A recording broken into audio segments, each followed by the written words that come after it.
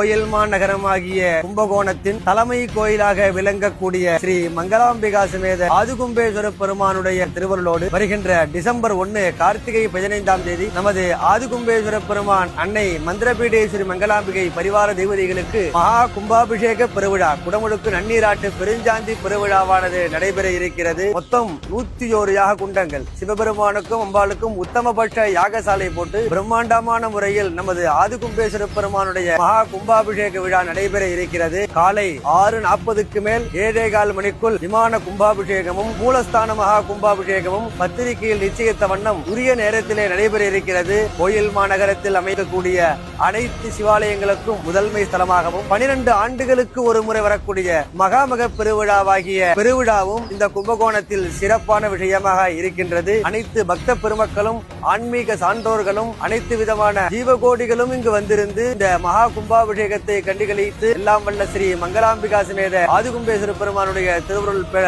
வேண்டுகிறோம்.